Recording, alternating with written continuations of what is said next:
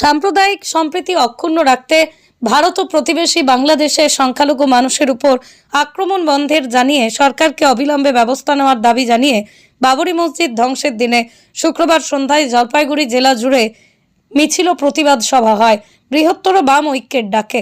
জলপাইগুড়ি শহরেই সভায় সভাপতিত্ব করেন সিপিআইএম এর লিবারেশনের নেতা প্রদীপ গাঙ্গুলি।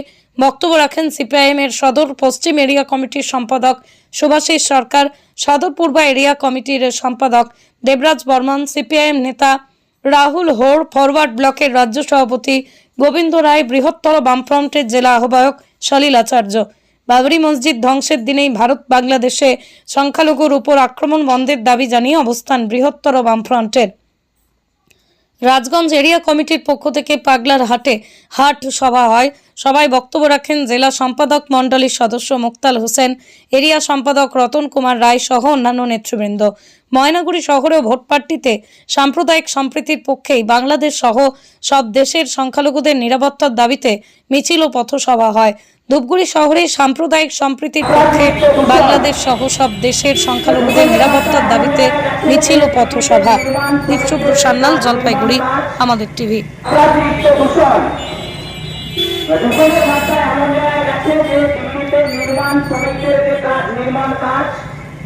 বন্ধ রাখতে হয়েছে সরকারের পক্ষ থেকে। ফলে এই মুহূর্তে দিল্লিতে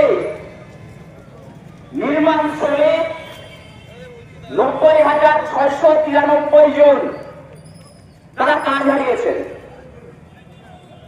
দিল্লির সরকার এই নির্মাণ শ্রমিকদের 8,000 টাকা করে দেওয়ার কথা ছিল, মাত্র 2,000 টাকা দিয়ে তারা তাদের দায় সেরেছে। ফলে গতকাল ভারতবর্ষের সর্বোচ্চ আদালত সুপ্রিম কোর্টে বিষয়টি উঠেছে এবং সুপ্রিম কোর্ট তথ্যহীন ভাষায় সংখ্যালঘু মানুষ, সেখানকার সংখ্যালঘু হিন্দু বলুন, বৌদ্ধ বলুন, সে সংখ্যালঘুদের উপর দিনের পর দিন আক্রমণ করছে সেখানকার মৌলবাদী শক্তি, মুসলিম মৌলবাদী শক্তি। ঠিক একই জিনিস আমরা দেখছি গত 1 বছর। কলেজ সভাপতি আমাদের আজকের এই সভায় উপস্থিত জেলা বামফ্রন্টের নেতৃবৃন্দ, সংগ্রামী বন্ধুগণ এবং এই কদমতলায় আমাদের কথা যারা শুনছেন সুধী নাগরিক বৃন্দ, আমার অধিকার আমি চাই, শ্রমিকের অধিকার চাই, কৃষকের অধিকার চাই। আপনাদের মনে হতে পারে আমাদের কথার সাথে মিল না হয়ে আমাদের মনে হতে পারে লাল ঝান্ডারা কবে আসবে, কখন আসবে। আমাদের কথাটা পরে ভাবুন, নিজের কথাটা ভাবুন, নিজের অধিকারের কথা ভাবুন, নিজের আত্মসম্মানের কথা ভাবুন, নিজের ভিতরে যে চেতনা আছে।